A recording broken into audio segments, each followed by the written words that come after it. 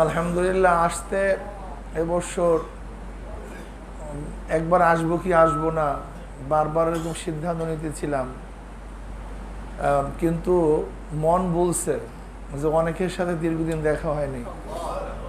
আসলে এবার শুধু আমার আসার উদ্দেশ্য সবার সাথে দেখা সাক্ষাৎ করা। অনেকের সাথে দীর্ঘদিন দেখা হয়নি, আর মোহাব্বতের তাকাজা লেখা, মাঝে মাঝে সাক্ষাৎ হওয়া। অনেক দিন পর্যন্তই তো সাক্ষাৎ হয় নাই। অবশ্য সবার মোহাব্বতের কোয়ালিটিও এক না, ধরনও এক না। অনেক মুজাহিদ তো চরমনাইতে চলে গেছেন, সেখানে অনেকের সাথে সাক্ষাৎ হয়েছে, দেখা হয়েছে। আবার অনেকে সুযোগ সুবিধা করতে পারেননি। মোহাব্বত কম ব্যাপারটা এরকম না, আমরা বলবো সুযোগ সুবিধা করতে পারিনি। মোহাব্বত তো অবশ্যই আছে, আলহামদুলিল্লাহ। তো সবার সাথে দেখা সাক্ষাৎ আলোচনা, এর জন্যই আসলে এবার ঢাকাতে আসা। আর মুমিনের কোনো কাজই তো বেহুদা না, সমস্ত কাজের মধ্যেই হিকমত নিহিত আছে, ফায়দা আছে। বাংলাদেশ মুজাহিদ কমিটি জিহাদি ইসলামের মধ্যে আমার দাদাজান রহমতুল্লাহ আলাই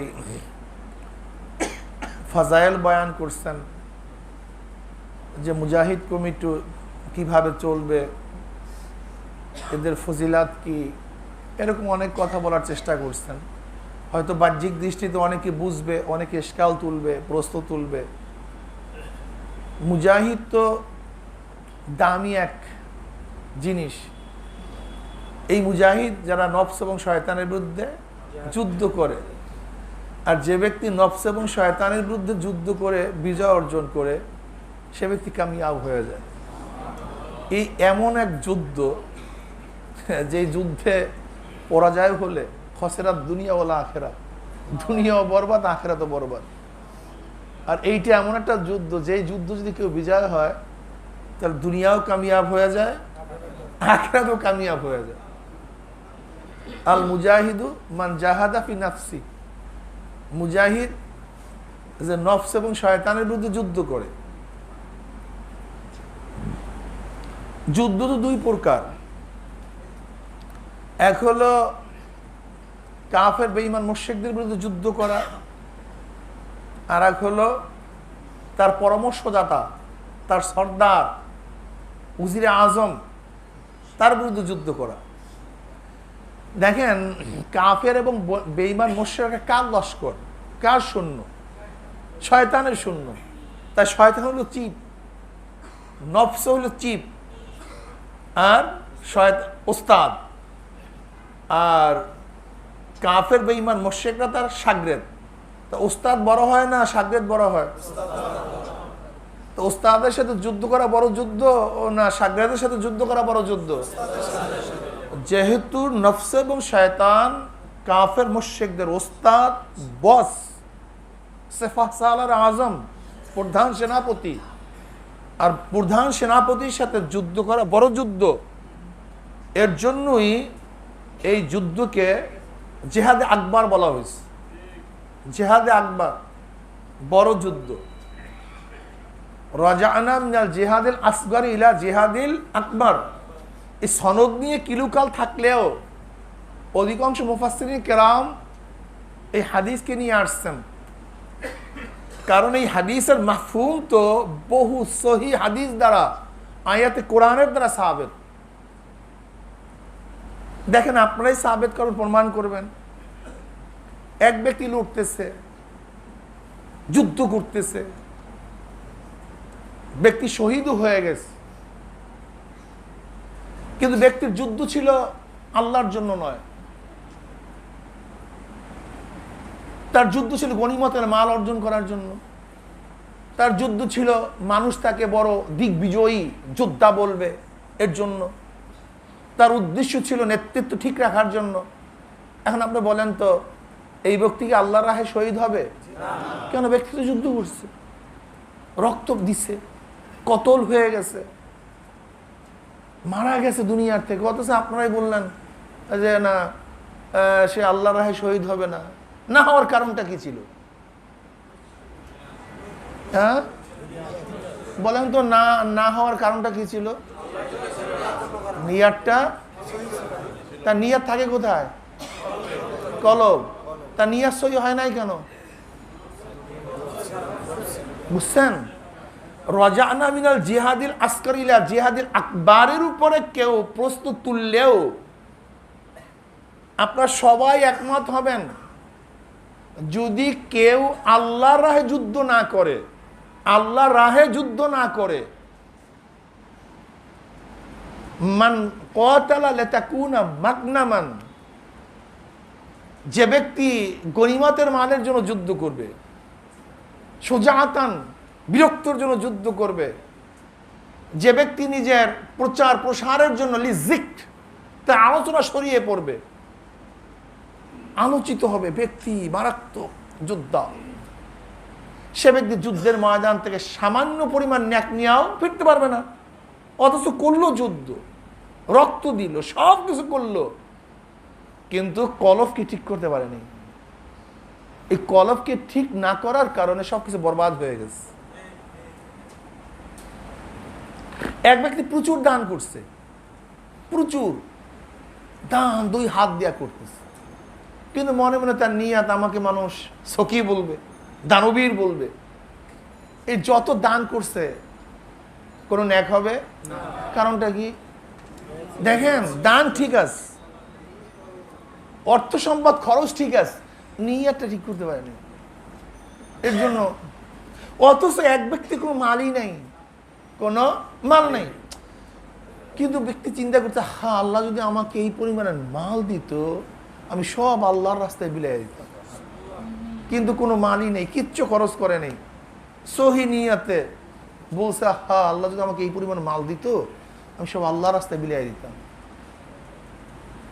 ওই পরিমাণের মাল যদি বিলাইতো, যেই সওয়াব হইতো, শুধু নিয়াতের কারণে সেই পরিমাণ সওয়াব হয়ে যাবে।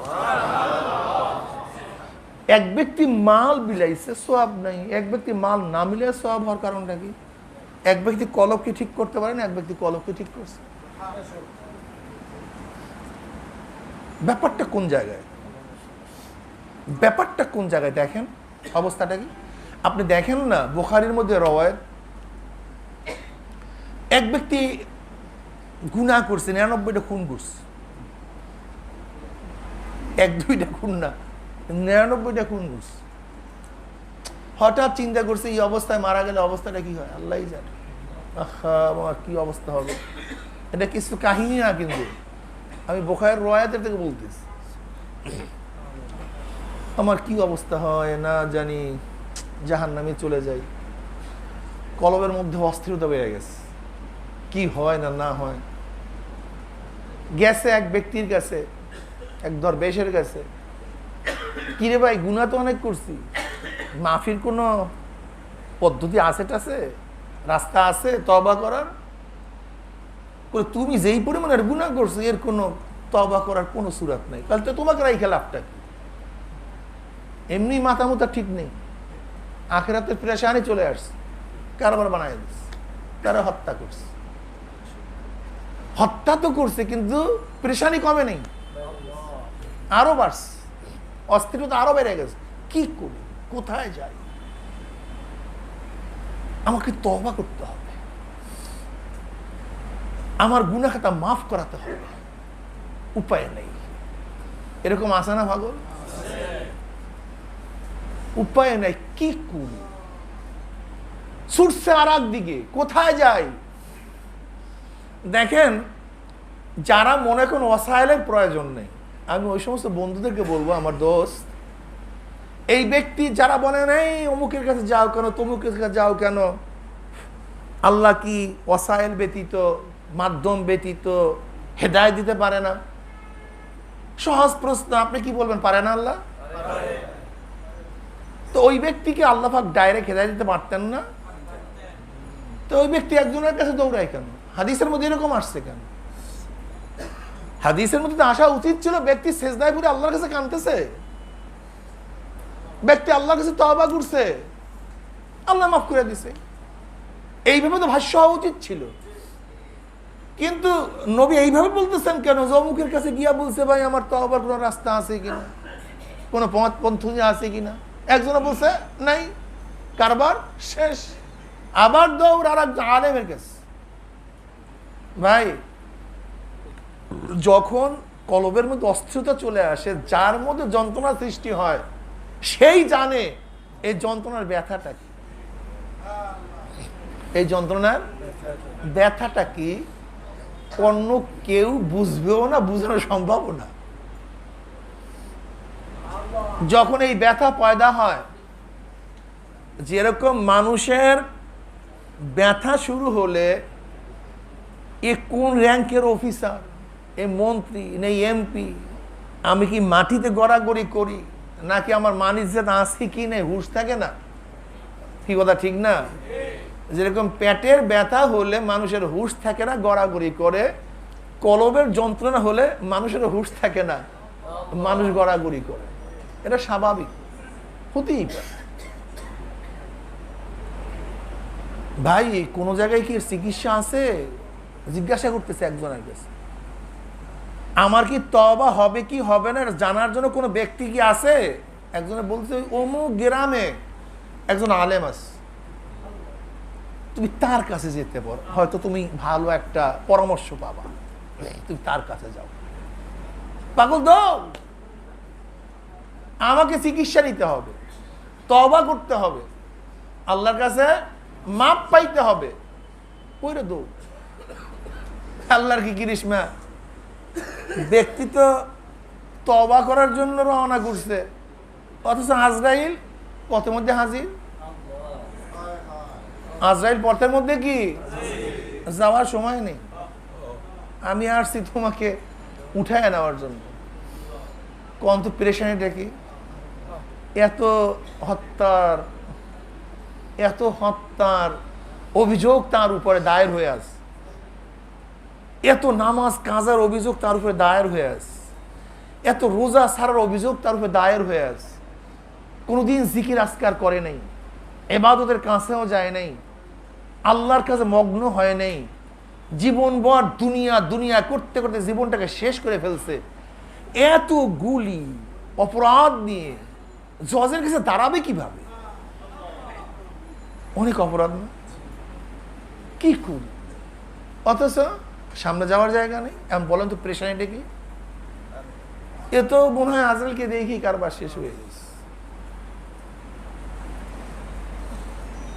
তওবা করতে পারে নাই, উকিল ধরতেও পারে নাই, দুনিয়াতে বিদায় হয়ে গেছে। ফেরেশতা হাজির, জাহান্নামের ফেরেশতা, ওইদিকে জান্নাতের ফেরেশতারা হাজির হয়ে গেছে। দুই ফেরেশতা হাজির। কেউ আসছে জাহান্নামে রূহ নিয়ে যাবে, কেউ আসছে জান্নাতের দিকে রূহ নিয়ে যাবে। উভয়ের মধ্যে ঝগড়া শুরু।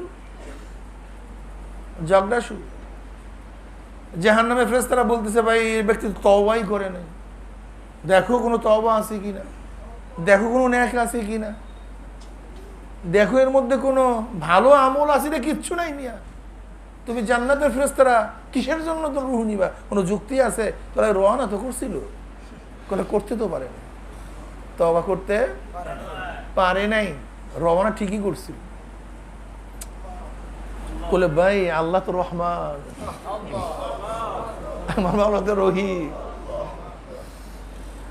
বন্দাকে চায় কোন রকমে ডাইনে ফালাইয়া দিতে। যেহেতু রওনা করছে তওবা করার জন্য, দে না ভাই, রুহুটা নিয়ে যায়। কোনো আইন নেই, দেয়া যাবে না। বলে ভাই ঝগড়া করি আর লাভ নাই, চলো আল্লাহর কাছে ফয়সালা আনার জন্য যাই। আল্লাহ পাক কি ফয়সালা দিয়ে দিবেন? আল্লাহ পাক উত্তম ফয়সালা দিয়ে দিবেন। দুনো ফেরেশতা গেছে। আল্লাহ পাক কি ডাইরেক্ট বললে কেউ কি আল্লাহ পাকের উপরে অভিযোগ তুলতে পারতো? আল্লাহ তুমি ডাইরেক্ট বললা কেন যে জান্নাতে নিয়ে যাবো, জাহান্নাম নিয়ে যাবো? এরকম প্রশ্ন করার ক্ষমতা কার? হ্যাঁ, আল্লাহ পাকের কাজই হলো একটু বাহানা করা। কি করা ভাই? একটু বাহানা করা, ব্যাস। ডাইরেক্ট হুকুম দিলেন না, কি বললেন? যা জমি মাপ দে, জমি মাপ দে। যদি তার মৃত্যুর স্থান থেকে আলেমের বাড়ি নিকটে হয় তাহলে তওবার নিকটে চলে গেছে, তওবা করে নাই, তওবার দিকে গেছে, নিকটে হয়েছে। আর যদি তার মরদেহ আলেমের বাড়ির থেকে দূরে হয়, নিজের বাড়ি কাছে হয়, তওবার দিকে অগ্রসর হয় নাই বেশি, এখনো তওবার থেকে দূরে আছে। যদি তওবার থেকে দূরে হয়, আমি উসুল বাতায়া দিলাম, তওবার থেকে যদি দূরে হয় তাহলে রূহ হবে জাহান্নামীদের, আর তওবার যদি নিকটে হয় তাই রূহ হবে জান্নাতীদের। আল্লাহ পাক সব সময় এমন ভাবে বিচার করেন যে কেউ প্রশ্ন তুলতে না পারে। যদি আল্লাহ পাক ডাইরেক্ট ফয়সালা দিতেন তাহলে প্রশ্ন তোলা হইতো, এ ব্যক্তি তওবা করেনি, কিচ্ছু করেনি, কেন, কি কারণে? আল্লাহ পাক ইল্লাত বাতায়া দিয়েছে, যা মাপ দে। আমার দয়ার নবী বলতেছেন আসলে ফিলহাল ওয়াকি এইভাবে ছিল যে ওই ব্যক্তির মরদেহ নিজের বাড়ির কাছে ছিল, আলেমের বাড়ির থেকে দূরে ছিল। আল্লাহ পাক জমিনকে হুকুম করলেন, জমিন এবার রহমানের রহমতের মধ্যে জোশ মারছে, গফফারের গফফার হিসেবে জোশ মারছে, জোশ শুরু হয়ে গেছে, রহমানের রহমানিয়তের মধ্যে জোশ শুরু হয়ে গেছে।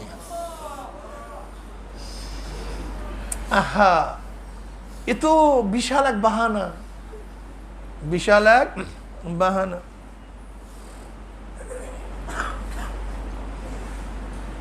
হযরত মাহমুদ গজনবী রহমতুল্লাহ আলাইহির জমানার মধ্যে একদল চোর ছিল, কোন অবস্থাতেই তারকে ধরতে পারে না কেউ, কিন্তু চুরি হইতেছে, ধরতে পারে না কেউ।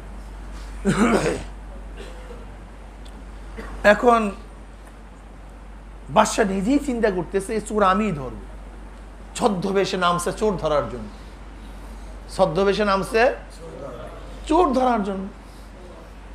ঘুরতেছে ঘুরতেছে, হঠাৎ দেখে এক জঙ্গলের কিনারায় গভীর রাত্রে একদল চোর বৈশা বৈশা গবেষণা করতেছে। কিরে ভাই তোরা কারা? তুমি কে? তোমরাও যে আমিও সে, তোমরাও যা আমিও তো তাই, তার মানে তুমিও চোর আমিও চোর। বলে তাই? হ্যাঁ। বলতে বসো। বসছি। তা আমরা যা, আমরা তো চোর ডাকাত, এবং এই জমানার মধ্যে সর্বশ্রেষ্ঠ ডাকাত, কিন্তু ডাকাতের সদস্য হতে গেলেও গুণের প্রয়োজন, গুণ ছাড়া ডাকাতের সদস্য হওয়া যায় না। আমাদের মধ্যে তো গুণ আছে, তোমার মধ্যে কি গুণ আছে ডাকাতি করার? কি তোমাদের মধ্যে গুণ আছে ভাই? আমাদের মধ্যে একজনের গুণ আছে, কোন ঘরের মধ্যে কিভাবে মাল আছে, কোন জায়গায় মাল আছে আমি বলতে পারি। আর চুরির জন্য এটা সবচেয়ে বেশি মহৎ গুণ, মহৎ গুণ বলবো না, চুরির জন্য বড় গুণ, এটা বড় গুণ।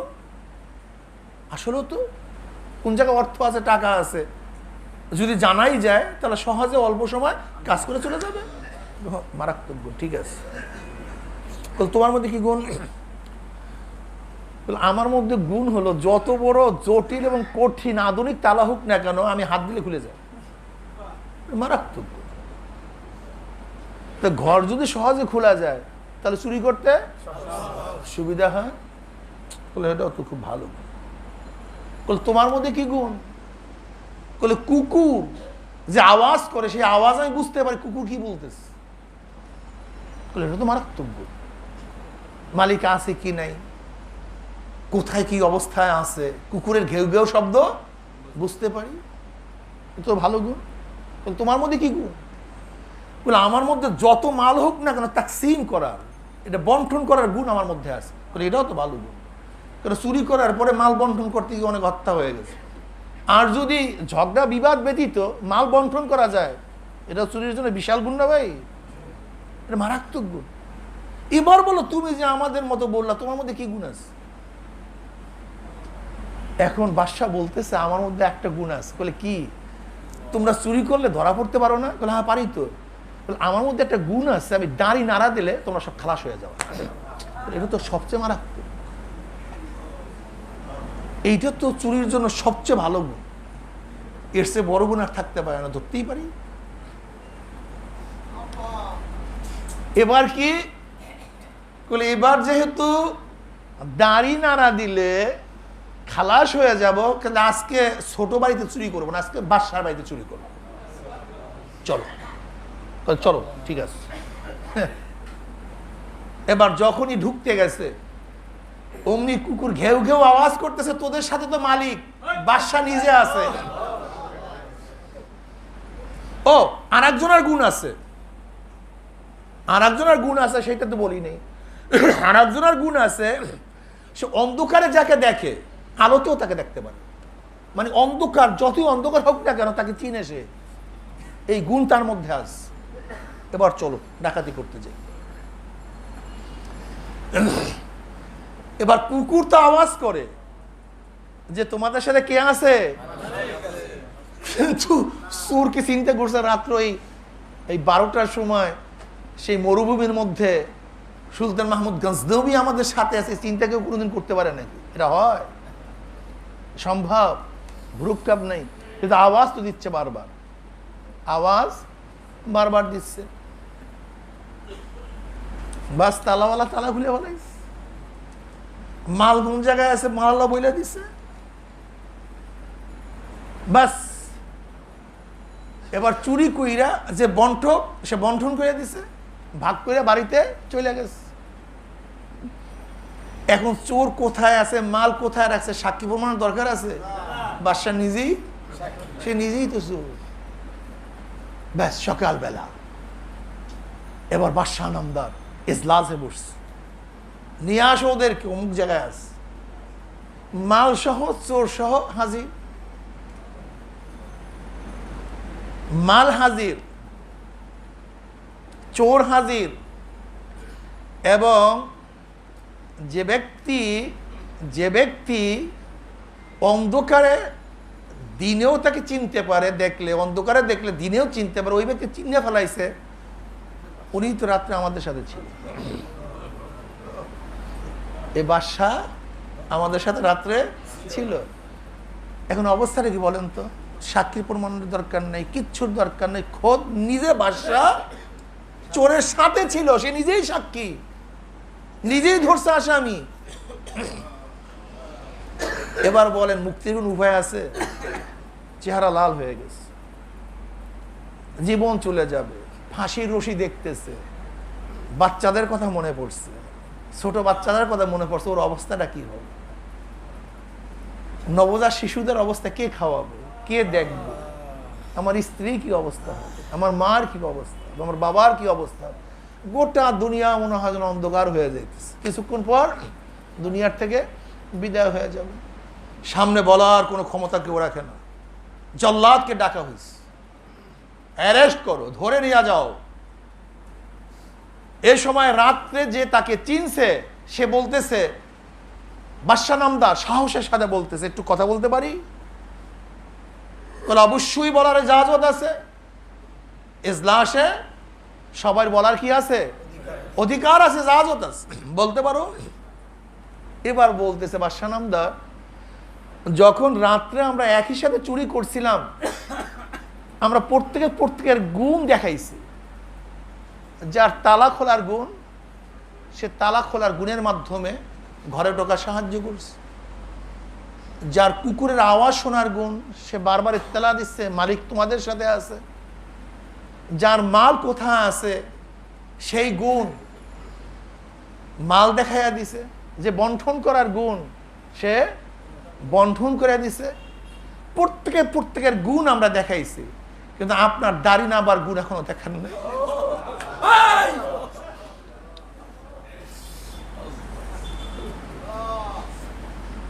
এবার দাড়িতে মারা দেন।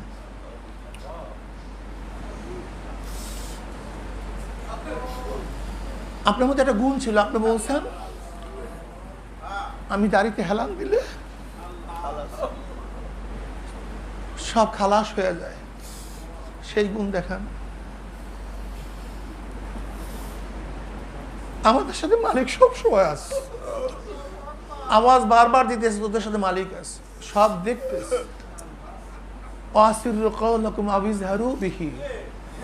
আবিজহারু বিহি ইন্নাহু আলিমুন বিযাতিস সুদূর।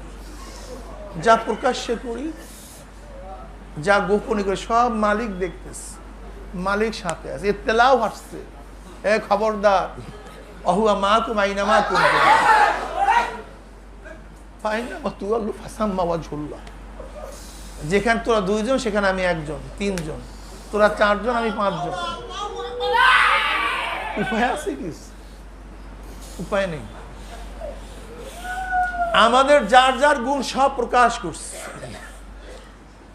আমাদের গুণের দ্বারা হাতের মধ্যে হ্যান্ডকাপ লাগিয়ে গেছে, আমাদের গুণের দ্বারা পার মধ্যে বেড়ি লেগে গেছে, আমাদের গুণের দ্বারা আসামির এজলাসে দাঁড়ায় গেছে।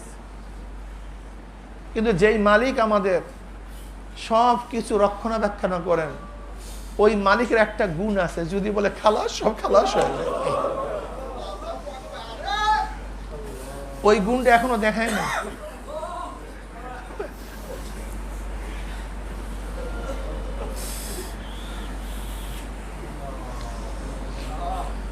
আমরা আমাদের গুণের দ্বারা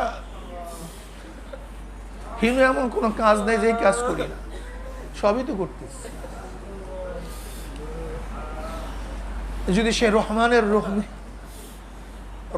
রহমাতিয়ার গুণ, গফফারের মাপের গুণের দ্বারা যদি কোন রকম আল্লাহ পাক বলে যা হিসাবাই আসির, এছাড়া কোনো উপায় নেই। এবার তো ওই ফেরেশতা জাহান্নামে নিয়ে যাবে, জান্নাতে ফেরেশতা জান্নাতে নিয়ে যাবে। এবার রহমানের গুণের প্রকাশ করার সময় চলে আসছে। এবার রহমান বলতেছে, আমার গফফার বলতেছে, জমি মাপ দে, দেখ নিজের বাড়ি কাছে না, আলেমের বাড়ি কাছে। নবী আলাইহিস সালাতু ওয়াস সালাম বললেন, ফিলহাল ওয়াকি এইভাবে ছিল, তার নিজের বাড়ি কাছে ছিল, আলেমের বাড়ি দূরে ছিল। আল্লাহ পাক জমিনকে হুকুম করলেন, জমিন ও নিজের বাড়ির দিকে লম্বা হয়ে যায়, আলেমের বাড়ির দিকে খাটো হয়ে যায়, আলেমের বাড়ির দিকে খাটো হয়ে যায়। যখন জমিন মাপ দেওয়া হইল, দেখে আলেমের বাড়ি নিকটে, তার নিজের বাড়ি দূরে। আল্লাহ পাকের ফয়সালা অনুযায়ী তার রুহু কোথায় চলে গেছে? জান্নাতে চলে গেছে। লা তাকনাতু মিন রাহমাতিল্লাহ, যা কিছু করো কিন্তু রহমত থেকে গাফিল হইও না, নৈরাশ হব না। সব সময় মাওলার রহমানের গুণের দ্বারা আমার মাওলাকে ডাকতে থাকে। এত দয়ার মাওলা, এত মেহেরবান মাওলা, এত মেহেরবান, এত দয়াবান। ডাকি দে রহমান, বিসমিল্লাহির রহমানির রহিম, রহমান রহিম। সব সময় মাওলার দিকে ঝুঁকিয়া থাকা, মাওলার দিকে ঝুঁকিয়া থাকা, সব সময় তওবা করা আর নফসের বিরুদ্ধে যুদ্ধ করা। নফস তো মারাত্মক এক শয়তান, নফস মারাত্মক এক আজীব চিজ। আল্লামা আলী, হযরত আলী রাদিয়াল্লাহু ফরমান, আমার মধ্যে, আমার নফসের মধ্যে অবস্থা হলো রাখালের সাথে ভেড়ার পালের সম্পর্ক যেরকম, আমার সাথে আমার নফসের এইভাবে সম্পর্ক। বলতে আমার কি? রাখাল অনেক কষ্ট করে ভেড়ার পাল, ছাগলের পাল গুছাইয়া ফেলায়। এত কষ্ট করে গুছাবার পর একটু পরে আবার সব এলোমেলো হয়ে যায়। আমার সাথে আমার নফসের সম্পর্ক এইভাবে। অনেক মুজাহিদা করার পরে চেষ্টা করি না, আর এইটা করবো না, আর এইটা করবো, আর এইটা করবো। অনেক সাধনা করার পরে যখন একটু গুছে আসে, আবার এলোমেলো হয়ে যায়, আবার সব নড়বড়ে হয়ে যায়। এই নিয়ত করছি এটা করবো, এই নিয়ত করছি এটা করবো, কিন্তু আবার ছাগলের ফালের মতো এলোমেলো হয়ে যায়। কি যে এক আজীব আল্লাহ পাকের আজীব ব্যাপার স্যাপার, বুঝাও মুসিবত। নফস স্রষ্টা আল্লাহ, নফসের চাহিদাও সৃষ্টি করছে আল্লাহ, হাইওয়ানিয়াতের স্বভাবও দিচ্ছেন আল্লাহ। কারণ আমাদের মধ্যে হাইওয়ানিয়াতের স্বভাব আছে, আবার রুহানিয়াত ফেরেশতাদেরও আখলাক আমাদের মধ্যে আছে। আমাদের মধ্যে ভালো মন্দ উভয় করতে মনে চায়, সব করতে মনে চায়।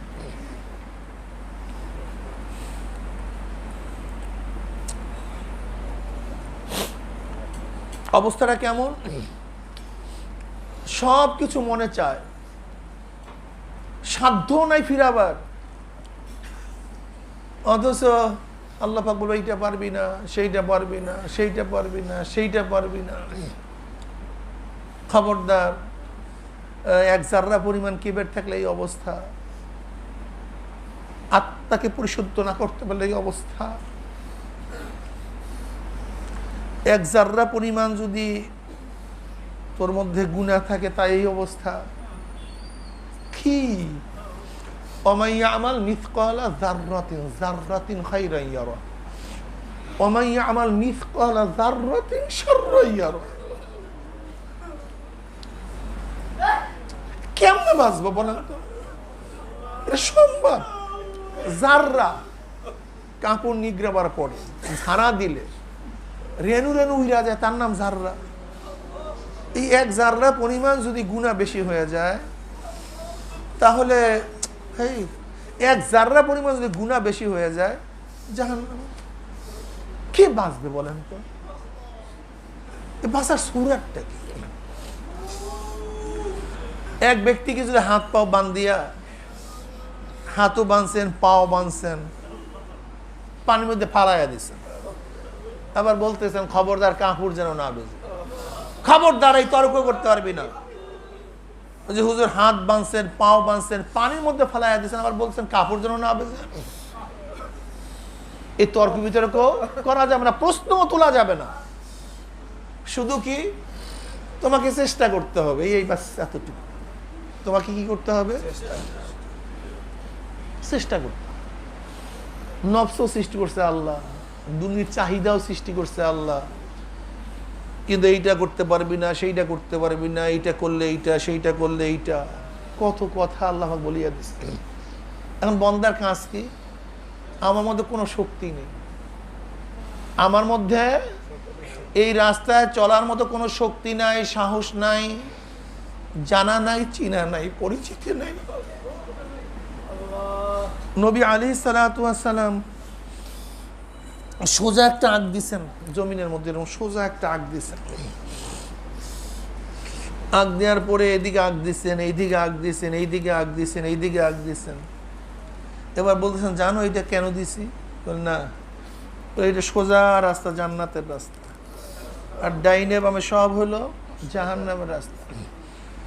কি বলতেছেন? বলে যখনই জান্নাতের পথে চলতে যাবা, প্রত্যেক মোড়ে মোড়ে শয়তান, ভাঙ্গা, কাঁটা, ডাকাত, বদমাশ, অজানা, অচেনা, অপরিচিত, দুর্গম এক রাস্তা পাড়ি দিয়ে তারপর জান্নাতে যেতে। কিন্তু উপায় নেই, জান্নাত জাহান্নাম ছাড়া আর কোনো উপায়ও নেই। হয়তো জান্নাত অথবা কি, অথচ পথের অবস্থায় যাবো কিভাবে, চলবো কিভাবে, যাওয়ার পন্থাটা কি? শয়তান ডাকতেছে এদিকে আয়, শয়তান ডাকতেছে এইদিকে আয়, নফস ডাকতেছে এদিকে আয়। যাবো কিভাবে জান্নাত? কি কঠিন। এখন কি করি? আব্বাজান দাদাজান যে কথা বলছেন, এখন কাজটা কি, করবোটা কি? এবার বাচ্চা হয়ে যাও, বুদ্ধি ছাড়ো, জ্ঞান ছাড়ো। বুদ্ধি আছে তো কারবার শেষ। এখানে বুদ্ধি দিয়ে এই রাস্তা পাড়ি দেওয়ার কোনো সম্ভাবনা নেই। তোমার সেই যোগ্যতা নাই। এই ছোট সাঁকু তোমার নিজের ইচ্ছায় পাড়ি দিয়ে ওপারে যাবা, এখনো সেই যোগ্যতা তোমার শুধু একটাই পন্থা, দ্বিতীয় কোনো পন্থা পদ্ধতি নাই। তুমি বাচ্চা মানুষ, তোমার মধ্যে যোগ্যতা সৃষ্টি হয় নাই। এখন তুমি দেখো কোন রকমের যে পার দিয়া যাওয়ার যোগ্যতা আছে তার কোলে চড়তে পারো কিনা। পিঁপড়ার কাবায় যাওয়ার মতো ক্ষমতা নাই। এই ব্যক্তি হাঁটা শুরু করলে কত বছরে কাবায় যাবে?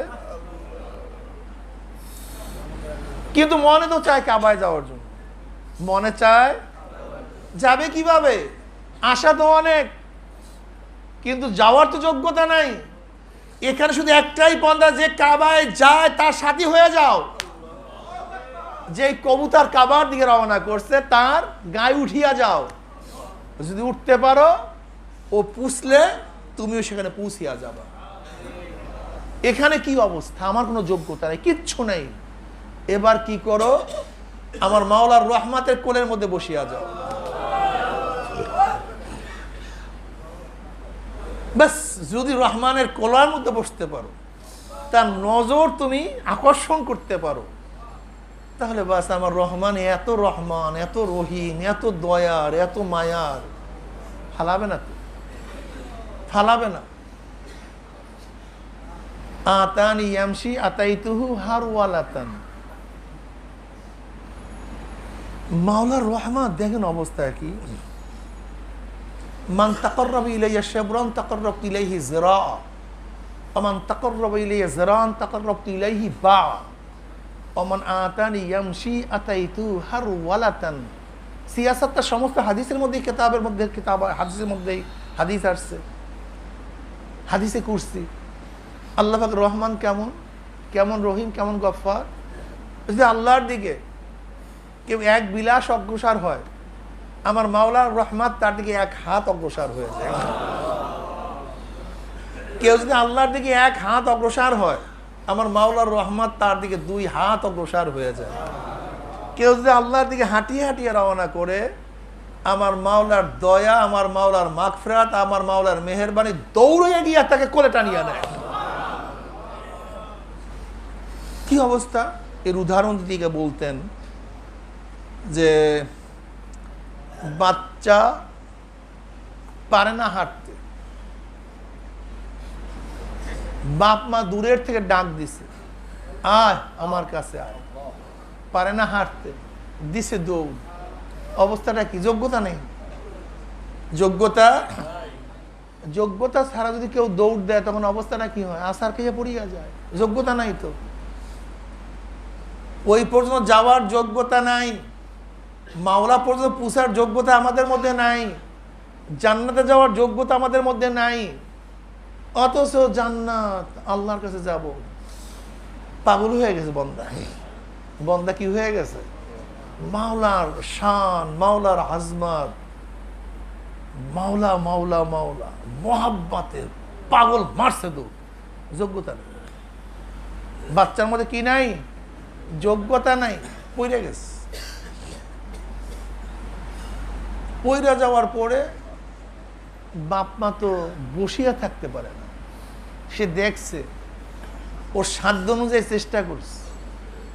বাপ মা যখনই দেখছে সাধ্য অনুযায়ী চেষ্টা করছে, এখন আর বসিয়া নাই। বাপ মায়ের কলবের মধ্যে যে মহাব্বত আছে, মহাব্বত জাগ্রত হয়ে গেছে। বাচ্চা পড়ছে, সেও আর দেরি করে না, সেও চট কইরা ওইটা বাচ্চাকে ধরে ফেলাইছে। কিন্তু দেখে বাচ্চার গায়ের মধ্যে ময়লা, পোশাক, পায়খানা, ধুলা। এখন কি রাগ করছে না? এত ময়লা নিয়ে আসছো, এত ধুলা তোর গায়ে, এত পোশাক।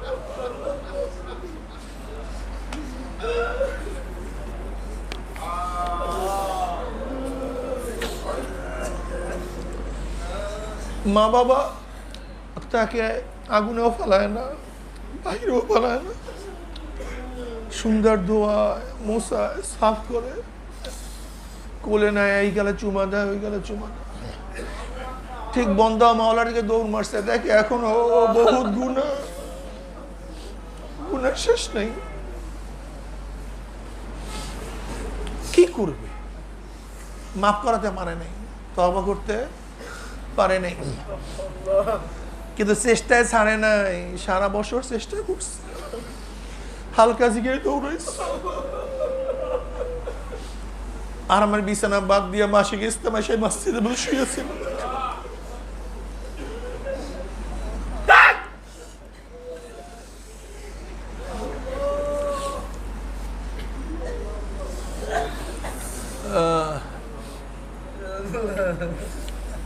সকাল বিকাল জিকির করছে, নিজের অর্থ দান করছে, চরমনের ময়দানে কষ্টের মধ্যে কাদার মধ্যে শুয়ে আছে। কত ভালো ভালো মুজাহিদ ধনী জায়গা পায় না চরমনাইতে, কেন গেছে সেখানে মাওলার তালাশে? পাগল পাগল অবস্থা, ধ্যানের মধ্যে মগ্ন ছিল। আর বারবার আমি কোথায় গেলে মাওলাকে পাবো, কিভাবে মাওলাকে পাবো, এই অবস্থায় মনে ব্যথা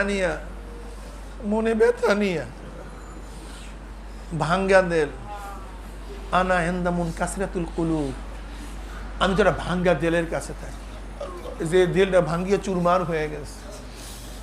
আমার মাওলা, আমার মাওলা, আমার মাওলা।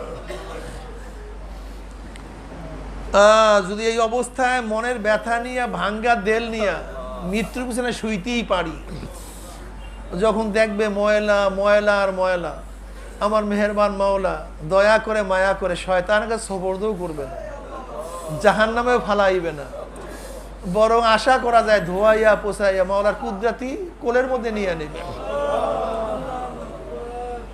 আরে দাড়িতে যদি একবার হেলানি দিলে, যত বড় অপরাধী হোক সে যদি মাফ হয়ে যেতে পারে, আমার মাওলার চেয়ে বড় ক্ষমতাবান আর কেউ নেই। সবচেয়ে বড় ক্ষমতাবান কে? এই আশা সব সময় আছি, মাওলা কিয়ামতের মধ্যে একটু বলিয়া দিও, তোকে মাফ করিয়া দিও।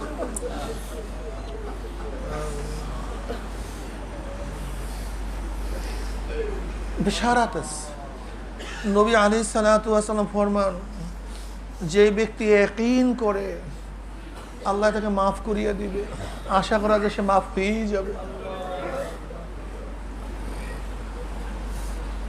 ও আমার মাওলার এত বড় ক্ষমতা, আল্লাহুস সামাদ, আল্লাহ বেনিয়াজ, আল্লাহ বেপরোয়া, এত বড় ক্ষমতা আমার মাওলার।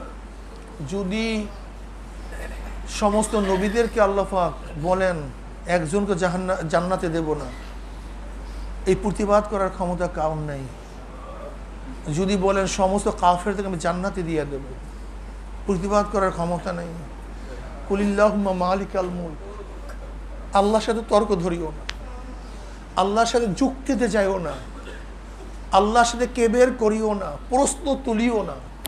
এই মহান এক সত্তা, মহান এক সত্তা, যার ক্ষমতার কোনো শেষ নাই, সীমা নাই, সংখ্যা নাই, ওজন নাই। এখানে শুধু একটাই পন্থা, শুধু পদ্ধতি একটা,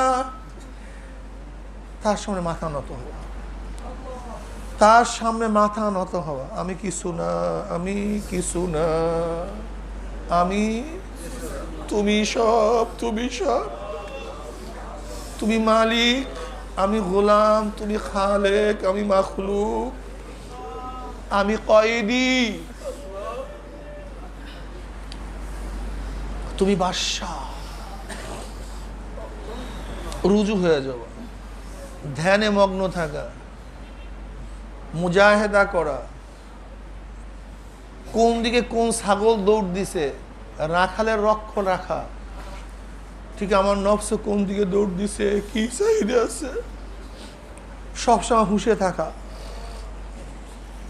মুজাহিদদের কাজই হলো নফস এবং শয়তানের বিরুদ্ধে মুজাহিদা করা, যুদ্ধ করা।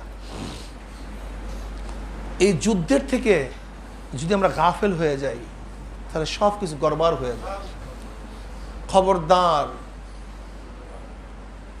আমাদের শায়েখগণ বলতেন যে দেখো একটা বেড়া, এই বেড়ার মধ্যে কোনো এক জায়গা যদি ভাঙ্গা থাকে, সেখান থেকে ছাগল ঢুকি বা কিছু ঢুকে তোমার সমস্ত ফসল নষ্ট করে দিবে।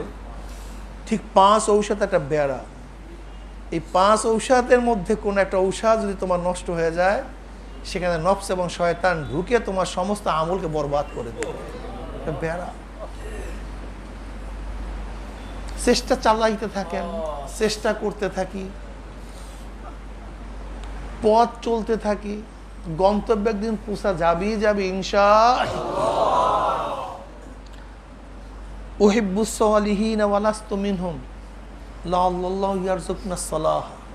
আমি নেককার না, আমি নেককার না, কিন্তু নেককারদেরকে মহব্বত করি, নেককারদেরকে ভালোবাসি। হুব্বু ফিল্লাহ বুগযু ফিল্লাহ, হুব্বু ফিল্লাহ। আমি নেককার না, নেককারদেরকে মহব্বত করি কেন? কারণটা কি? এই আশায় আমি যদি নেককার হয়ে যাই, আমি যদি নেককার হয়ে যায়, এর জন্য আল্লাহওয়ালাদের সাথে মহাব্বত রাখি। চরমনের এরকম হাজারো মুজাহিদ আছে যারা আল্লাহওয়ালা, যারা আল্লাহওয়ালা মুজাহিদ। এমন এক সুন্দর কাফেলা যেখানে আল্লাহওয়ালাদের সোহবাতে থাকা যায়। সাপ্তাহিক তালিম হালকা জিকিরা আল্লাহওয়ালাদের সোহবাতে চলে আসে, মাসিক ইস্তেমা আল্লাহওয়ালাদের সোহবাতে চলে আসে, চরমনাই ময়দান আল্লাহওয়ালাদের সোহবাতে চলে আসে। এই যে খাস আমের মাজলিস আল্লাহদের সোহবাতে চলে আসে। এই মাজলিসগুলি এত মজার মাজলিস, এখানে আসলে রুহুটা একটু তাজা হয়, জান্নাত থেকে ঝুঁকটা বাড়িয়া যায়, দুনিয়া থেকে ঝুঁকটা একটু কমিয়া যায়। এর জন্য হুমুল জুলাসা উলা ইয়াশকা জালিসুহুম, হুমুল জুলাসা উলা ইয়াশকা জালিসুহুম। এই মাজলিস এত দামি, এত গুরুত্বপূর্ণ, আল্লাহ পাক কাউকে মাহরুম করেন না, কাউকে মাহরুম করেন না। আমার মুজাহিদ বাবারা, আমার মুজাহিদ ভাইরা, যেহেতু মুজাহিদের খাতার নাম লেখাইছি, মুজাহিদা করতেই হবে। কয়দিন করব?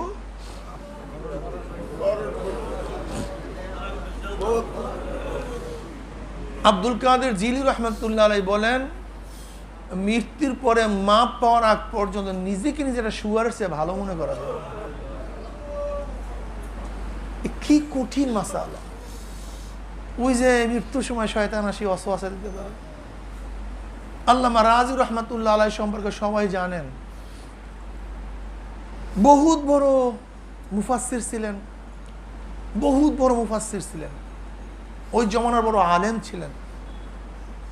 হঠাৎ চিন্তা করছে যে একজনের কাছে বয়াত হওয়া দরকার, মৃত্যুর সময় আমাকে তো ঈমান নিয়ে যেতে হবে, একজন মুসলিম দরকার। তা উনি নজমুদ্দিন কুবরা রহমতুল্লাহ আলাইহির নিকটে গেলেন। ঘটনা সংক্ষিপ্ত। যাওয়ার পরে বলতেছে, ভাই তুমি কে? কলে হুজুর আমাকে বয়াত করেন। কলে কে তুমি? কলে হুজুর আমি রাজি। কলে কোন রাজি? কলে হুজুর ওই যে ফখরুদ্দিন রাজি। কলে তুমি তো বিশাল আলেম, অনেক বড় আলেম, তোমার মধ্যে এলমে মারেফাত ঢুকে বসে জায়গা কোথায়? কিছুদিন একটু মোতালা একটু কম করো, এলমে মারেফাতের দিকে একটু হাঁটো, এই এলএম অর্জন করার জন্য একটু জায়গা খালি করো, সময় খালি করো, জেহেনকে খালি করো, মেধাকে খালি করো। না তো ঢুকাবো কিভাবে? তুমি তো এইটাকে আগ্রহ মনে করো না, আগ্রহশীল না। একটু খালি করো সময়, ফারেক হও। বলে কিভাবে? বলে 1 বছর কিতাব দেখিও না, যাও কমপক্ষে এতটুকু করো, 1 বছর কিতাব দেখিও। তো ঠিক আছে হুজুর, আমি আপনার কথা মানি। আলেম মানুষ জঙ্গলে গেছে, কি করবে? কিতাব দেখবে না, হুজুরের সাথে ওয়াদা। মুখস্থ তফসির লেখা শুরু করছে। কিতাব দেখতে নিষেধ করছে, লিখতে তো নিষেধ করে, মুখস্থ। 1 বছর আসছো? আসছি। কি করছো? হুজুর কিতাব দেখি নেই, কোনো কিতাব দেখি নেই। তাই করছো নাকি 1 বছর? হুজুর কি করবো, একটু মুখস্থ তফসিল লিখছি। বলে দেখি কিতাবটি, দেখি বিশাল গাঠটি, বিশাল গাঠটি। বলে হাজা তাফসির কাবীর, এ তো বিশাল বহুত বড় তাফসির, এর জন্য তার তফসিরের নাম রাখছে তাফসির কাবীর।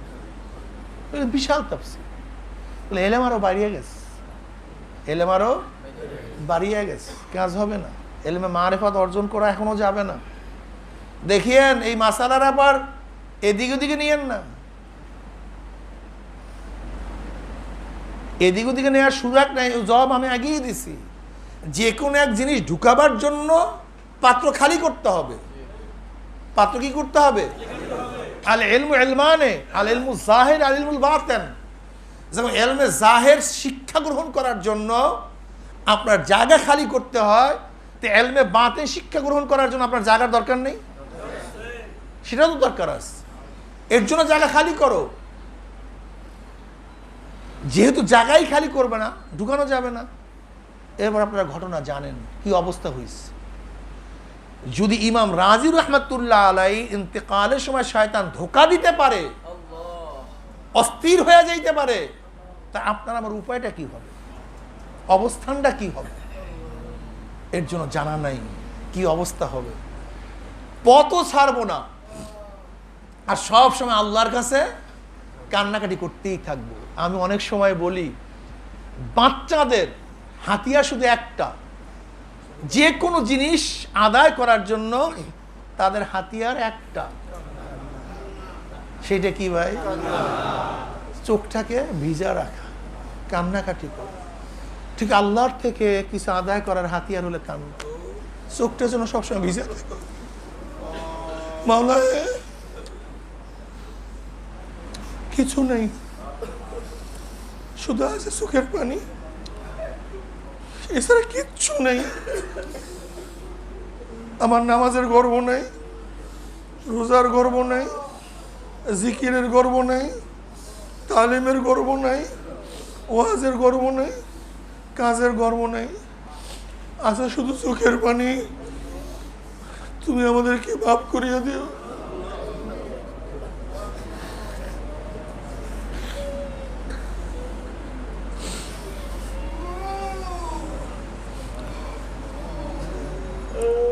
মানাতানি আমশি আতাইতুহু হারওয়ালাতান। এই পথের মধ্যে অনেক ভাঙ্গা আছে, বহুত কাটা আছে, বহুত আগুন, বহুত ডাকাত, কিন্তু না, আমি মওলার পথ ছাড়বো না, আমি জান্নাতের পথ ছাড়বো না, আমি মাওলাকে নিয়েই কবরে যাব। কিয়ামতের ময়দানে কি নিয়ে উঠবো?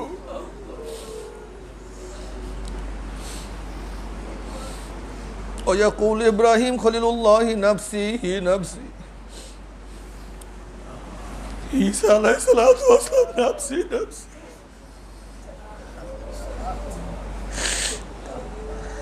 মুসা আলাইহিস সালাতু ওয়াস সালাম নফসি নফসি।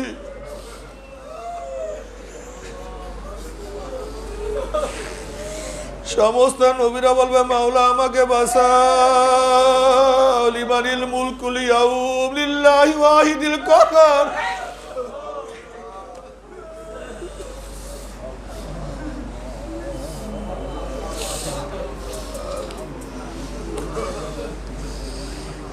সবাই বলবে, মাওলা আমাকে বাঁচাও।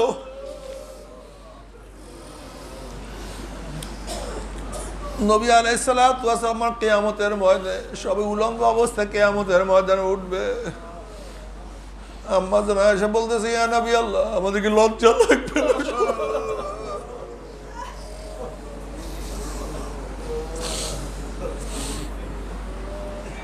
কোন আয়েশা রে, কিয়ামতের ভয়াবহ অবস্থা দেখে সবার চোখ উপরের দিকে উঠিয়া যাবে, কেউ কাউর দিকে তাকাবার ক্ষমতা রাখে। কি যে কঠিন।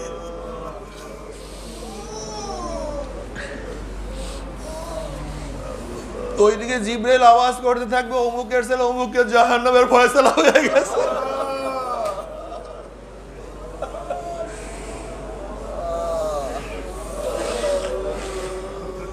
অমুকের ছেলের অমুকের বিরুদ্ধে রায় হয়ে গেছে। আবার জিবরাইল আলাইহিস সালাম বলবে যে অমুকের ছেলে অমুকের পক্ষে চোখের একটা পিসি সাক্ষী দিছে, অমুক ব্যক্তি মাওলার রাস্তায় কান্নাকাটি করছে। আমার মাওলা পাক রব্বুল আলামিন চোখের পশমের সাক্ষীর তাকে মাফ করিয়া দিছে।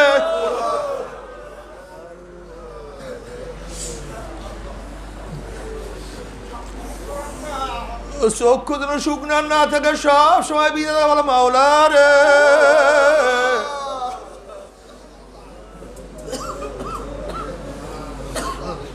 আমার মাওলা রে, আমার মাওলা এত দয়ার মাওলা, এত মায়ার মাওলা, এত মেহেরবান মাওলা। আহা, এত মেহেরবান, এত দয়া, এত মায়া। একটা সুখের পশমের সাক্ষী করে মাওলা মাফ করিয়া দেবে। হাতের কর বলে মাওলা রে, তোমার বন্দাই কর গুনিয়া তোমার জিকির করছে, আল্লাহ বলে তোমাকে মাফ করিয়া দেবে।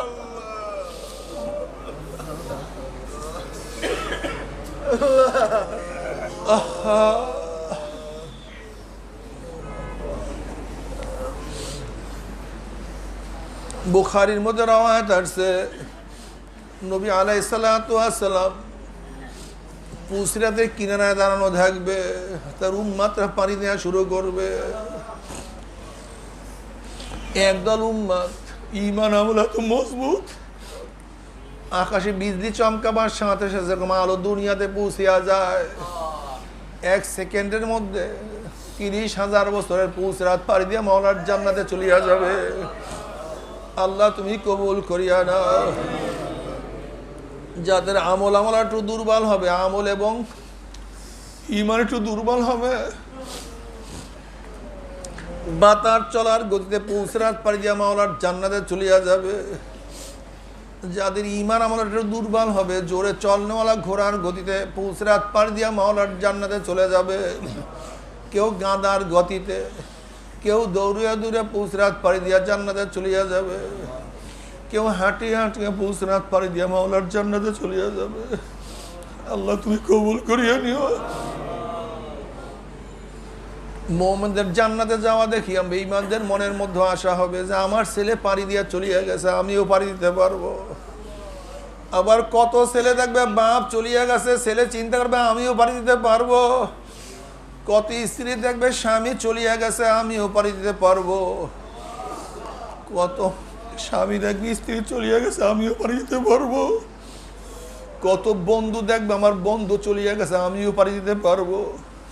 কত পীর ভাই দেখবে আমার পীর ভাই চলিয়া গেছে, আমিও পাড়ি দিতে।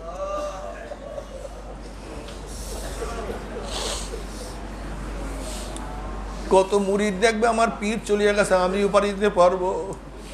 আবার কত পীর দেখবে আমার মুরিদ চলিয়া গেছে, আমিও পাড়ি দিতে পারবো। কত বড় লোক দেখবে আমার গোলাম চলিয়া গেছে, দারোয়ান চলিয়া গেছে, আমার ড্রাইভার চলিয়া গেছে, আমিও পাড়ি দিতে পারবো। যখন ঈমানবিহীন আমলবিহীন হামাগুড়ি হাপুর দিয়া আস্তে আস্তে পৌঁছাতে উঠবে, ঈমানের মজবুতি নাই, আমলের মজবুতি নাই, অথচ পুসরাত পারি না দিয়ে উপায় নাই জাহান্নাম। কিয়ামতের কষ্ট, উঠতেও মনে চায় না, কিন্তু না উঠে উপায় নাই। জনি হামাগুড়ি দিয়া আস্তে আস্তে হাপ্পড় দিতে দিতে পুষে উঠবে। অমনি কাটিয়া কাটিয়া পিছলাইয়া পিছলাইয়া ঘুম ঘুম জাহান্নাম।